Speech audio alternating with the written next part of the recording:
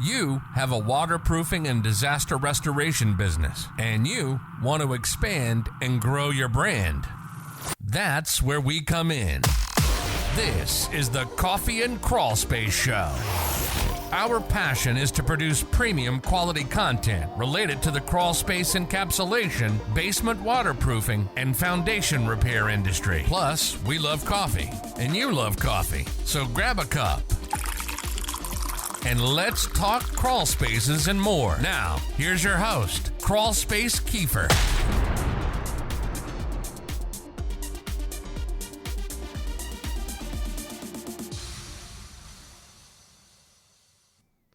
Hey guys, Crawl Space Kiefer here, and I have my coffee, and I am ready to talk crawl spaces with Mitch Sutherland from Encapsulations Down Under. Now, Mitch owns Encapsulations Down Under. They are a crawl space repair, basement waterproofing, and foundation repair company located in beautiful Muncie, Indiana. And hello, Mitch. How you doing?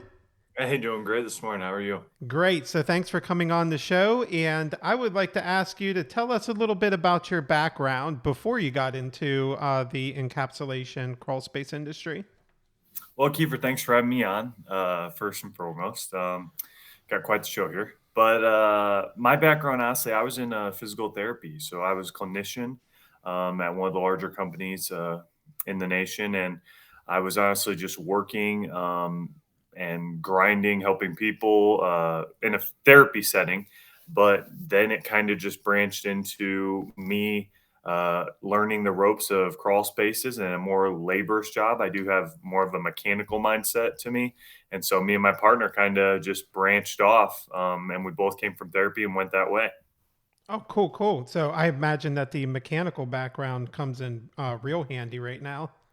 Well, I didn't say it was a mechanical background. I said I have a mechanical mind. So, mechanical mind. No, Okay. Completely different. Okay. Can you tell us how did you end up getting in the industry? What's your story? How did crawl spaces ever hit your mind? Not something people often think about. Yeah, I woke up and I was just like, that's what I wanted to do. But no, in all seriousness, my wife and I, we bought a house. We were blessed to be able to do that. And we get down there and there's like a flooded crawl. And we're like, oh my gosh, first time home buyers, like, what do we do? Right. And so then you just begin reaching out, researching things like that. And so my wife and I really got into it and dug a trench how you were supposed to do and waterproofed it. And then we had my partner actually helped us do that. And we just used my house, honestly, as a test subject and learned from there and then got in touch with a lot of great people that helped us along the way, honestly. Oh, cool. So when you first started your business, did you go full time immediately? Or were you all in, or how did that come about? Yeah, unfortunately, we didn't have the financial, freedom to do that. I was the primary breadwinner in that sense. And so I honestly was just having a conversation with a patient one time and kind of brought up, oh, yeah, my wife and I did this, da, da, da, da, da. And so he just kind of stored that in the back of his head. He was like a contractor. And probably like 3 months, 4 months later, all of a sudden I get a text and it's like, hey, would you be interested in doing it? I have a client that would want to do it. And so our first one was really through him. And then he got us a couple more. And it was all part-time, just like, hey, we're just kind of doing this on the weekend because I was working Monday through Friday. And so that's where it started originally. And then it just kind of grew from there. And it got to a point where you're working, 7 days a week, 4 days at one job, 3 at the other, going estimates after your primary job. So it was a little tricky and a little messy at first, but it's branched and grown into something a lot more easier to manage time-wise in that sense. Were you scared to make that a jump originally? Oh yeah, without doubt. So I mean, I went to school for my training, right, and had to get a degree in that sense. And so when you just say, oh, I think I want to leave that and try to do this. Luckily, my coworkers at my past employer, they were super supportive. They were like, they loved it. And so anytime you're bettering yourself, that's always, the best thing for you. But yeah, it was nerve wracking versus, I have a steady income. I'm going to, have people coming in that I'm going to treat guaranteed. Well, now I'm in charge of finding my leads. Now I'm in charge of finding a building if I want to go that route, or insurance and things like that, work comp to have that or not. And so, yeah, you go from an employee mindset to an employer mindset. And that switch can be hard to flip, but it flipped gradually for me. So the transition was a lot easier in that sense. So was it super easy to start your company and it was everything that you dreamed of and there's no problems whatsoever and the entrepreneur life is just awesome all the way around, right? Yeah, it's the American dream, right? So I honestly, everyone does everything. I just hang out, answer a phone call. No, it was my wife wanted to divorce me. I mean, it was a grind, right? We were so busy with just keeping up, working only on weekends. So there's so many logistics you don't really think about. Doing the work, for one thing, is a problem, but who's picking up packages? Who's placing orders? How are you answering phone calls while on the, while working at somewhere else? And so it was very challenging to balance work, uh, my new business, and then your home life. You didn't have any time. It felt like it was just a whirlwind. Um, and I love it. It was a grind without any doubt. It wasn't easy, but we were blessed with a lot of individuals that mentored us, and a lot of resources too that at our disposal that not everyone else would have had the ability to have. Yeah, so can you dive into some of what your major growth problems were? Yeah, so time was one for sure, and my wife being willing to work with us, so that sometimes was an issue. But no, she's a trooper. I mean, she waterproofed our whole crawl. I just had to, haul the gravel, which is not the easiest part, and so she dug the trenching. And so, I mean, not everyone would have a wife like that. And then I had a lead partner who came from me from the therapy, and he was we were partners in that sense, and so it was nice that no matter what, you always had someone having your back. But the main things that you'll run into is like, well, where are you going to store all this stuff? How are you going to transport it? When are you going to pick it up? I mean, do you have insurance? Those types of things. Uh, Employees? your employee, yeah, we were so young at that point. It was like we didn't need employees. Like we needed a little help sometimes, but now that's a bigger problem, I would say, than back then. Where are you getting your leads from? Like, I made my little Google My Business. I was super excited. I got my postcard. I was like, yes, this is going to be it now. And yeah, the phone didn't ring. Like it's not that easy. You think, oh, like you start Googling yourself or Googling around you all the time. And I'm like, oh, where are we popping up? And it's like, well, we're not popping up. And then, so you're just, yeah, there were a lot of growth factors, but the logistical, just knowing where we're storing stuff, who we getting from, and then learning how to install, making sure you're doing everything to the best of your ability for your customer and client, to have a system that lasts. Yeah, those were probably the biggest growth problems, and then getting the phone to ring was probably the next one. Yeah, if you don't mind getting a little bit technical, so the crawl space encapsulation system, there are many different vapor barriers and systems and how you can install them. Where do you get your encapsulation system? If you mind sharing, and if you don't, Oh that's yeah, fine as yeah. well. Oh, without doubt, without doubt. So it also, I honestly was working still part time, and I got furloughed during COVID. And so then that, I was furloughed for about 8 weeks. Uh, Clients didn't want to come in for therapy in that sense. So I just kind of I was on unemployment, unfortunately, like many were. And it gave me the ability to, all right, we've done about 10 of these so far. And they were profitable for us, and so do we have something here? So what we did is I started honestly calling around because I was paying retail for everything. I didn't have any Oh, of this, geez. contractor pricing. I was Amazon, or I was buying from a couple other places, and so I start calling distributors and just, okay, what kind of stuff can we do? Suppliers, what are we doing? And I actually called your crawl space, and this older gentleman answered. His name is Benny. Turns out he's the owner, right? And we had probably like a 2-hour conversation of him telling me about his system, about his way, and it just really grew from there. So your crawl space systems are out of South Carolina. Um, they've been really, really good to us. I mean, they've been phenomenal, just helping teach me the ins and outs of their system, because every system is different and what they're going to do here and here. So, some systems do like a mechanical fastening, right? His is completely caulk based. Now you can mechanically fasten it, but it's not needed. And so there's differing opinions, but this system has worked great for us, and we're just going to keep going with it. And So he's a phenomenal guy and what great support. what part of that particular system that you're installing in your area makes it better than everybody else's, in your opinion? Why they would hire your company based on just the install? So from a client perspective, why they would hire us is Yep. if our goal is to seal out the crawl space, why do I want to mechanically fasten, put, hundreds of holes in Yeah, into a foundation, we used right? to And yeah, we used to tell our customers that it's about 200 holes on average, for your average yeah, crawl space that you'll be drilling or shooting a nail gun into and possibly cracking the foundation. and it has. I used to do the Hilty way, right? Or that way. And I was shooting a block one time and maybe the block was weak and it blew part of the block out.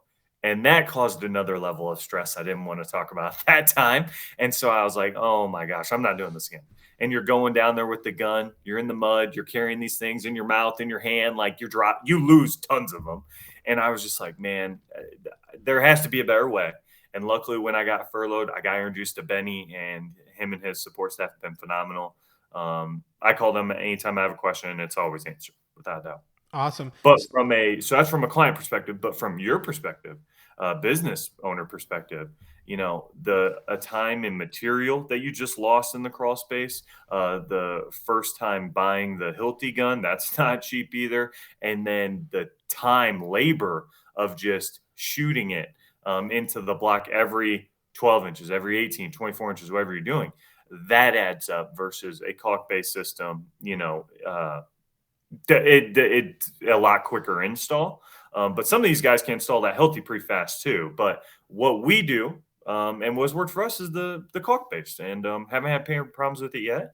And so everyone's different, but that's what we've had success with. Yeah, we've installed all kinds of different systems, and I absolutely love your crawl space systems. So like when it's not like a just normal caulk for anybody who's watching, right? They have what they call the magic caulk, that they have a patent on that in the strip that's embedded in the wall liner, and when you put that on there, I mean, I would come back, 24 hours later, and you couldn't pull that off. And then when we go back for annual maintenance and stuff, the only thing that's going to happen when you pull on that vapor barrier, if you pull super hard, is you're going to rip the vapor barrier from the patented strip that's embedded, but you're not getting that off, not unless you go with like a mechanical chisel or something and try to get it off. I mean, that stuff is just absolutely incredible. So, yeah. Oh, it's great. It's great. So one of the other things I really want to dive into now, when I first met you, Mitch, and we started talking, and we can go into that here in a second, but you ended up going from just doing encapsulations, right? And I'm oversimplifying that. You already did crawl space mold removal, and you also did drainage systems, so the crawl space waterproofing. Oh, you didn't? No, I did not. You weren't doing No, waterproofing then? not. Oh, I thought you were by then. And my wife and I were not doing that by ourselves. So you were. Okay? It was literally the encapsulation only, no waterproofing yet. Yeah, our first job was just an Encap, and then everyone else was just Encap. And so we had it was all through that same contractor. Honestly, he goes, "Hey, I got a rental home. Want to do it? Hey, I got another one. Want to do it?" And so boom, boom, and he introduced us with two more people, and that really set us off. Okay, yeah, maybe we should look into this. But then the phone still wasn't ringing. And if your one lead source is one contractor who wants to retire, well, you're kind of in trouble there. And so how did you come about start adding in the crawl space waterproofing, putting in drainage and stuff? Where did you learn how to do that? Who helped you with that? Yeah, honestly, that was completely video based. We were just learning off the internet, reaching out to a couple other contractors in that sense. And we did our own first. And then a year later, we finally introduced, hey, we need to start doing this. Just because we didn't have the manpower, you have to start thinking it's a logistical nightmare if you don't have the ability. My lead partner luckily had a very large pickup truck that could handle gravel. And so you have two options. You could have gravel delivered, and then you're down there with, trash can lids or however you're transporting it.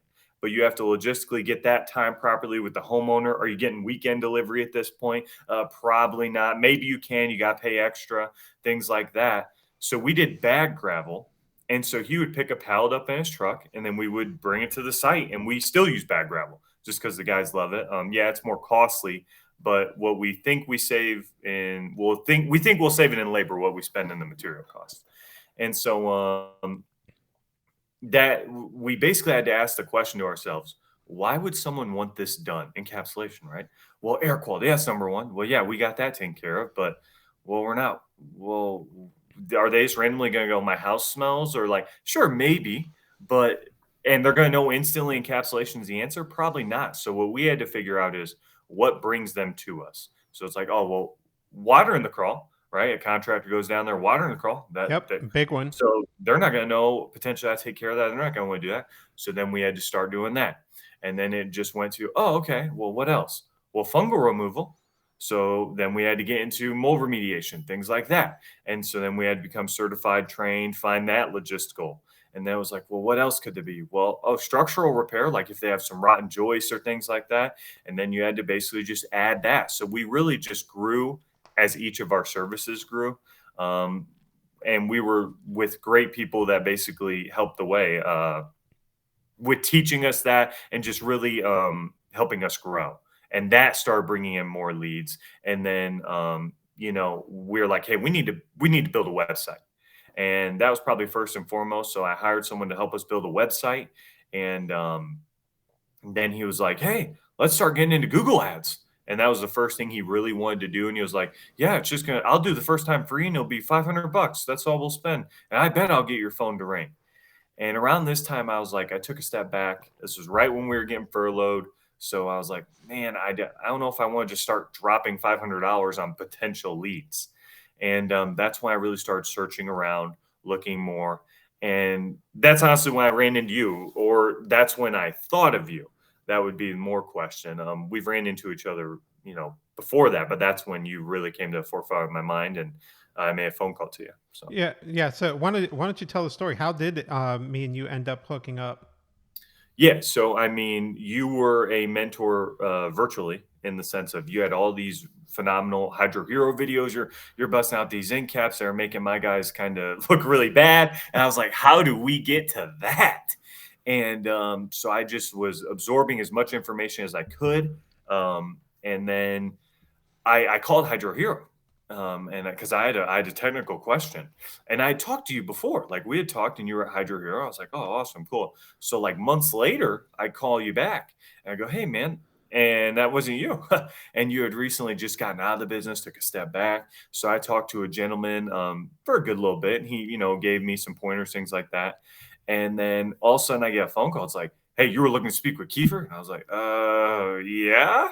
And then it was you, and so you were doing leads for them, and so generating things, and you basically got my name through the grapevine, knew I called you, and so then me and you started to talk, and you were like, hey, we offer marketing, I just want to let you know. And this is probably like after job 4, and I just wasn't ready to take that step yet, and so it took a little bit of time, but then I was like, hey, let's do it. And at first I was like, oh my gosh, did I just make a mistake in the sense of like, we weren't making that much money. Okay. Yeah. And so when I said, yeah, you could take 95% of my profits for the month. I'm just kidding. It wasn't that bad, but it was another jump. And that's all honestly the business is in the sense of you're going to take another jump, another jump. First waterproofing job we did, well, that was a jump. First structural, that was a jump. And so you just have to have the mindset like it's going to be okay, and you're going to figure it out. And if you're not, you're going to figure it out. And I was blessed with that support system from whether it was you, Corey Parks, Lee Sell, there were Pat. I mean, there were a lot of guys that really, hey, and still to this day, I'm still, oh, we're going to try doing this now. And when you have that support system with you in a group that we had, I'm not gonna say you feel invincible, but confidence definitely grows. And that was a big change when we added you for marketing, and then you invited me to this group. It was about 10 guys, I think, at the time, something like that. And it's just we were bouncing ideas off each other. And now, there's groups that have grown greatly compared to that. I mean, you have a very large group. So if anyone's listening from that, like use that group, utilize it. They are a resource. And you be a sponge, because if you can grow and learn from it, if I can do it, you can do it in that sense. Yep, yeah. If you're watching this, by the way, and you're in the Crawl Space Basement or Foundation Repair, and you want to be part of the Coffee and Crawl Space group on Facebook, just look it up. It's a private group. Answer a couple questions, and we'll turn around and let you in, and you guys can get even more great content. How much is since you hired me to kind of selfishly ding myself here. Yeah, plug myself. Yeah. Right. Thanks for helping me find the words. How much of a transformation has your business had from when you met me to a year later now? Right. Because I think it was March of last year to March of this year. Yes. So, man, it's a whirlwind. They really start to blur. So we were doing like, hey, you want to come clean this out? Oh yeah, we're there. Right. Like stuff like that. And then I didn't really start adding services till I got with you. We maybe had one or two at that time, probably waterproofing. We were definitely doing. I got the website built before I met you, and he wanted to start pushing, Google ads in that sense. And that's what made me, like I said, take a step back. I think that first year that I was really in business, and I'll tell you, we did like 50K in gross. Okay. And then you're buying the Vapor Bear and D-Hughes at retail price, and you're paying a guy or two along the way. And you're like, I remember my partner used to say, Mitch, all this needs to do is pay for my Chevy truck payment, man. That's all I care about. Right. Like that was our goal at the time. And we were like, yeah, cool. That's awesome. And so, I mean, that's like $400, right. In a month. And you're like, that's all we need. It's a side hustle, and they'll help us, and then, we didn't really I would say I took the business seriously, but we didn't really take it seriously until thinking that this could be a true business, until we hired you and got in that group and really started to see, wow, okay, there's some growth here. So yeah, first year 50K, we hired you in March, and we're like, well, when are we really going to when we going to notice a difference, this, and maybe we coincided with, it was honestly a slower time because we were still coming off COVID. So it's like, it's not like people were, oh, this is the roaring 20s or something. I mean, it wasn't like there was money just overflowing the streets. Yeah, everybody was holding on to their money as much as possible. And, the thought of, hey, let me invest in my crawl space, an area where I never even see, is kind of out there. Yeah. Or, hey, let me build a crawl space business and leave your job. Like, I didn't do that until like 6 months ago, but that was a jump. And so we worked with you. We really worked on a lot of things. It wasn't just marketing, adding services, getting into that group. And so last year, I mean, we blessedly did like $330,000. It was almost like 6 to 7 times. And now a lot of stuff coincided. We got with Benny at that time. But the leads, we didn't even have nearly that amount of work. Even if I wanted it the year before, it wouldn't have happened. Yep. And Now, other people that, are like, I just want to do encapsulations and that's all I want. Right. And that's kind of where you were in, and I'm like, no, we got to add, you got to get into repairs and and you got to get into basement waterproofing. And luckily we were all into this other group. Thanks, Josh Maynor. Big shout out to you for starting that group. Right. Gosh, everybody, you had the support system there. So do you think that you would have been as successful if you didn't add those other services? Would you say to anybody else that's getting into this business or is been in for a while and they're only doing encapsulations and they're like, man, I just can't seem to grow this bigger, that they really, really need to get past the fear factor, add those additional complementary services, and watch their business grow exponentially? Yeah. I mean, like looking back, it's a no-brainer, but in that moment, you're like, I don't know how to do it. We've never done that. And so like knowing how to do it is your first challenge. And then logistically is your second challenge, just figuring out how are we going to transport a truck? How are we, or rock? How are we going to, where are we getting pipe from? Things like that. And so, yeah, you're going Sisters, to have replace headaches. a floor joist. Oh my God, is the whole house gonna collapse? Oh, sure. Yeah, yeah, yeah. I mean, I remember the first time I like started to raise a house, and the tingling sensation through your whole body. You're just like, oh, okay, yeah, we're good, we're good. Oh, you start hearing popping and stuff, and yeah, I mean, it's nerve wracking in the moment, but you have to have faith and believe you're doing the best you can, and you're doing it the right way. Like, don't take on anything necessarily that you don't feel, well, I really don't know if I can do that, like, because I could cause an injury or something of that nature. But you have to push your limits and your boundaries to grow as a business. Because I don't know I don't know if I've gotten a single lead really where it was just, oh, I just want my crawl space encapsulated. When they hear my name, Encapsulations Down Under, they're like, what is that? Some people get it, like, and once we do the search, they're like, oh, encapsulations, and you're down under. Yeah, oh, I love it. But most people don't know what that word means, and so it's constantly you're educating. And this is what encapsulation is. This is why we do it. But if that's all you're doing, I would not stay afloat in that sense. So some of our best, most profitable, most largest jobs were coming from a structural side, without a doubt, and many a structural side primarily, but adding in gravel, adding in a wireproofing system, or adding in a fungal or mold remediation, like that's when you really start to have a stack effect on your business, where you're stacking the deck for things they need, but really they wouldn't have known that unless you knew that. And so that's what really helped us take off, without doubt. Now, to everybody that's in the industry, we're all wondering if that was a pun, the stack Oh, it effect. was. Oh, it was. Nicely played. So now you have no fear to take on any type of new service, right? So helical piers are next, I imagine. You're just going to start putting those in. No, Yeah. we all know Yeah. we can run the Corey on that one, right? Yeah, I mean, Corey, yeah. And so I talk to Corey all the time. Great guy, great friend. And so he is the helical peer expert in our group in that sense. And I mean, just growing the business in any way you can and finding every lead that you can will help you, because when times get tough, there people aren't going to probably be spending money on a encapsulation. But if they have water down there, maybe you get a drainage system installed, and that keeps you going for just things like that. You have to have lesser.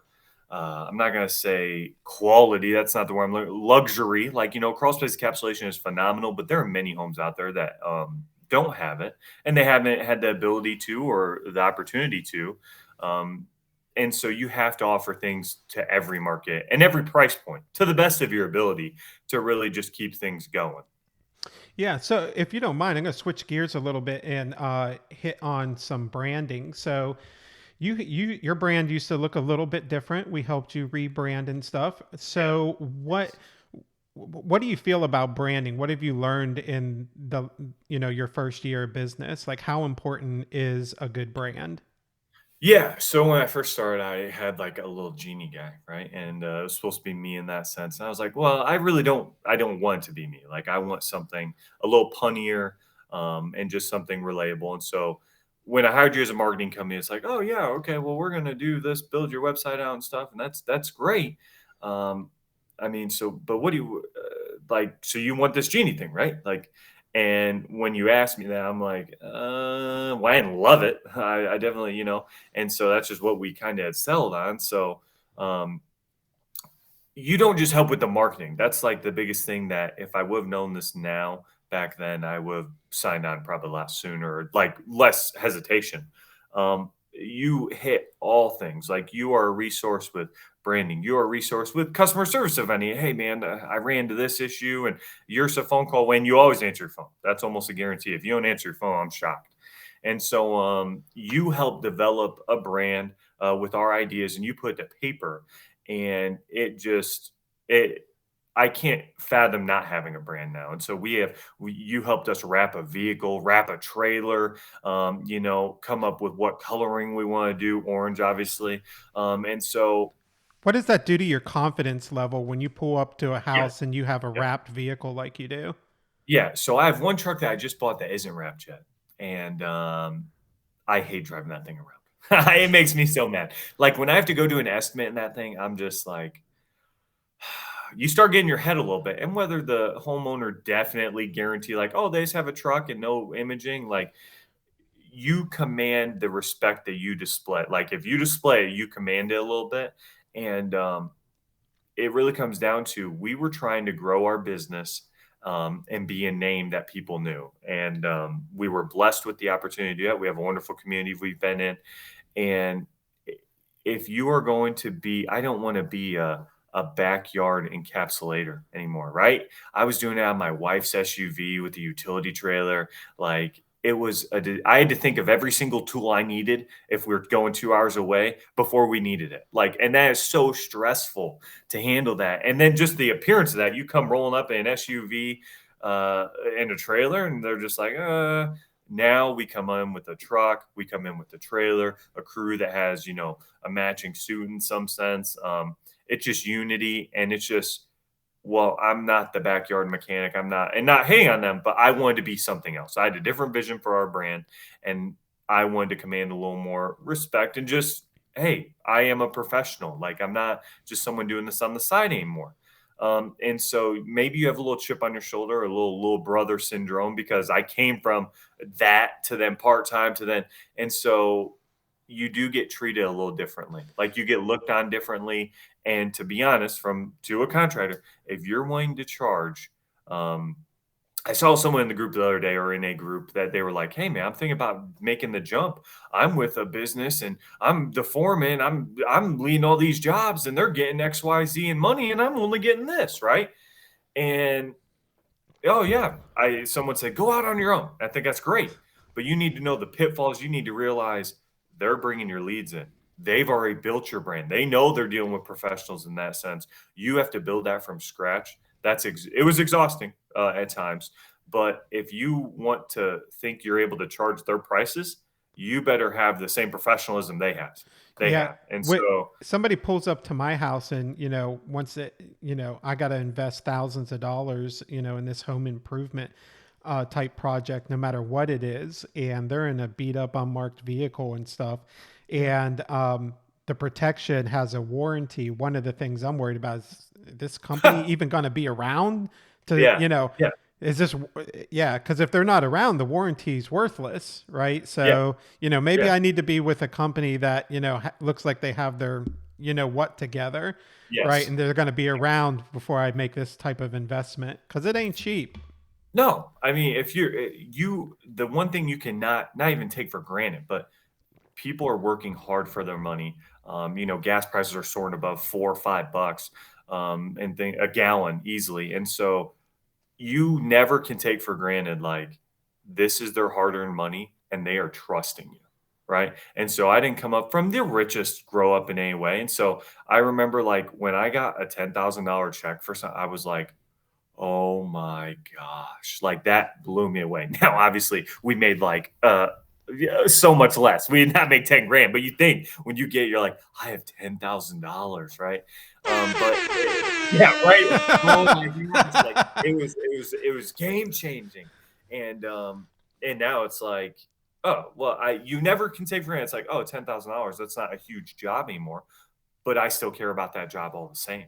And so you don't get caught into sometimes you get down on like the money aspect of it. You just have to be doing a good job and value all money the same, no matter what, as to the best of your ability. You're going to get starstruck at times. There's no denying that.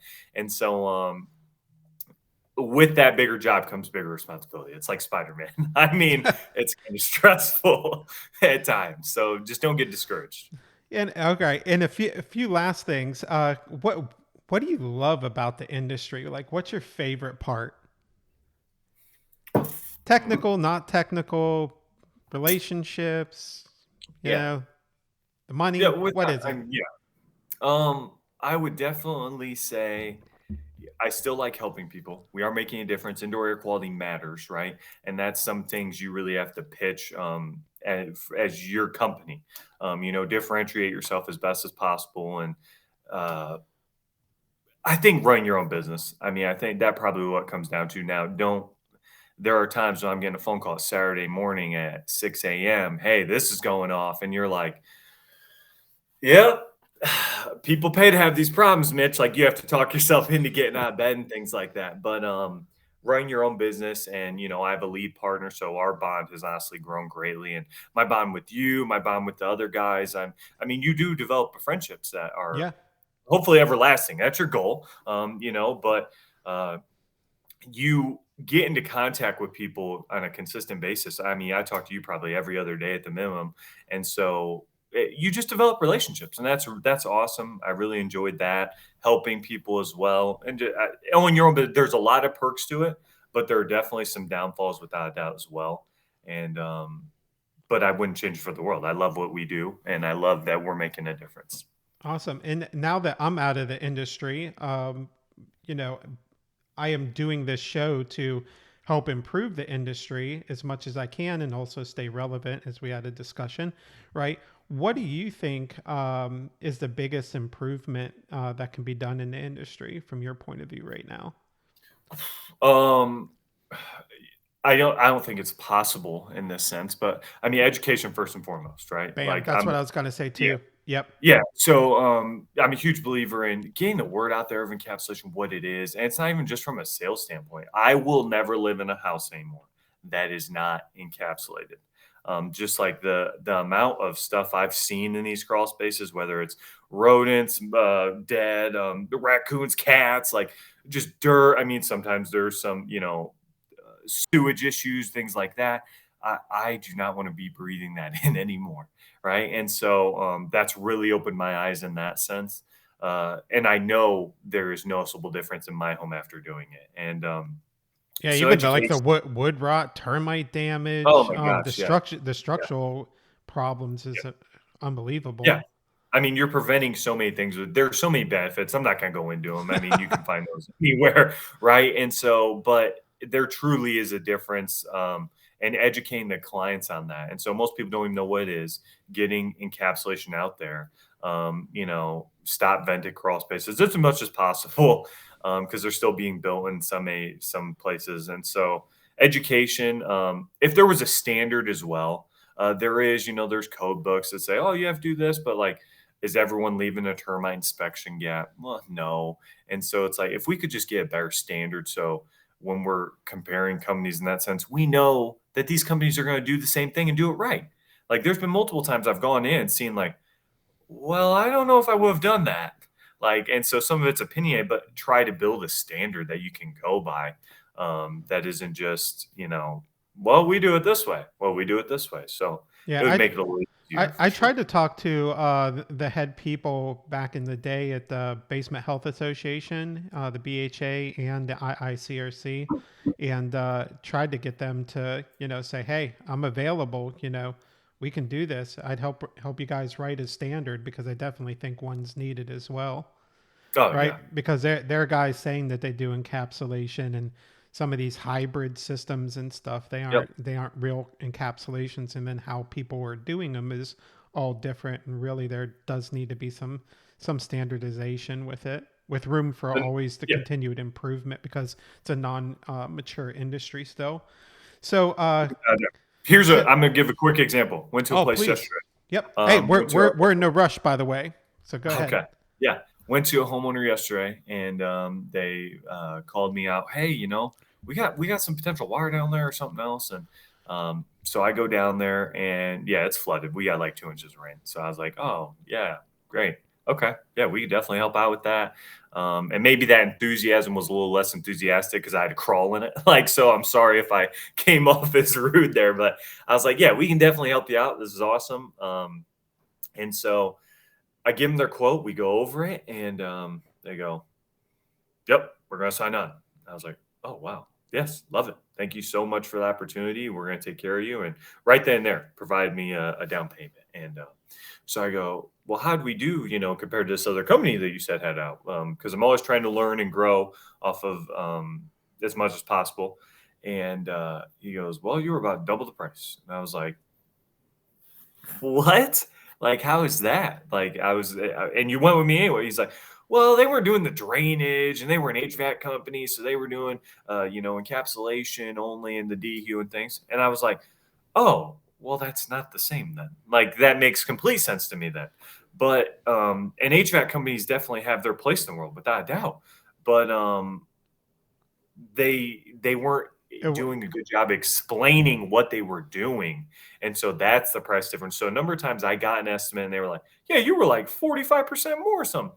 And I'm like, well, were they doing a mold remediation as well? Like, I sit down because I want to help them figure it out too. I don't want to ever be that much over. I'm not proud in that, right? And so most of the time, it's not apples to apples. Most of the time, it's like, the scope's drastically different. Drastically different.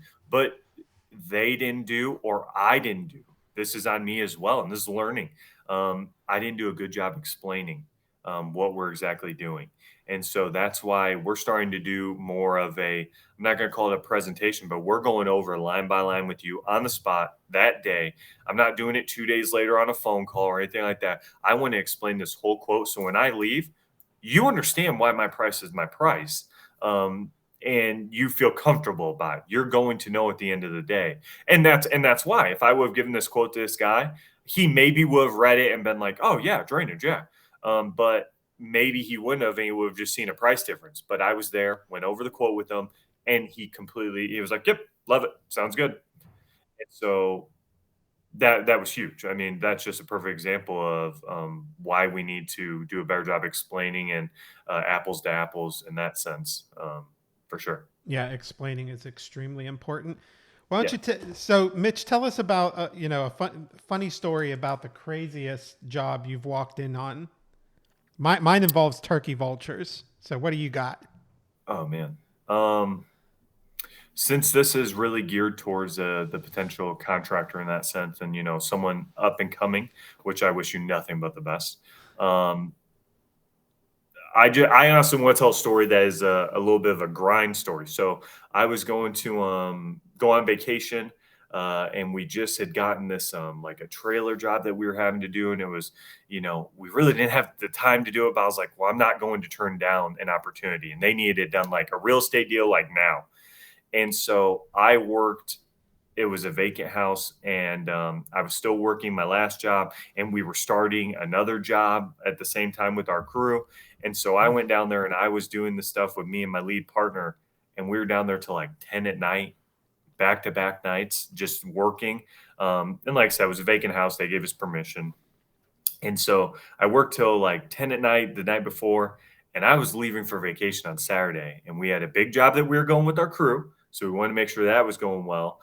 And then we were trying to slip in this real estate job due to temptation. And I ended up working till 4 a.m. the Friday before. They were working on the other job that Saturday. I woke up 8 a.m., got back over there, worked until 12 in there, and I was on a flight by like 3:30. And when I went out, I was just like, I think that was the best plane ride I ever had because I slept through the whole thing. Like, there was no way I would even do that ever again. But that was the grind of, well, do you want to try grow your business and be a differentiator, or do you want to? I could have turned it down, and I created the stress, but I didn't want to leave them hanging because I didn't know anyone that was going to be able to get that done. I also wanted the income as well, me and my lead partner, and so we got it done. Thank goodness. But that almost ended us. That business, that job almost ended us. Like, from a moral standpoint, I was a broken man. But came back from vacation, raring to go. Like, I loved it. And so, what's your story? What is that? Oh gosh, for a different time. I'll tell you about that one. It's a long-winded story. Mm-hmm. Yeah. Well, thank you very much for coming on. I super appreciate it, Mitch. And I'd love to have you back on talking about some other topics and things that you've overcome, if you don't mind. Oh, without a doubt. Yeah, without a doubt. Great. And if anyone ever wants to reach out to me directly, I've been blessed with many people that have helped me. So if anyone in the crawl space group, if you're seeing this or anything, I don't know everything. I never claim to, but I will help you in any way and give my advice in any way I can. I mean, I want you to succeed as much as I succeeded. And I'm still succeeding. And it's not without the help of Kiefer, Corey Parks, Lee Sell, Josh Maynard, Pat, Josh. Like, there are plenty of guys in there, and your support system is so important. Just never forget that. Awesome. Awesome. Well, thank you for your time, Mitch, and have a wonderful day. Thank you, Kiefer.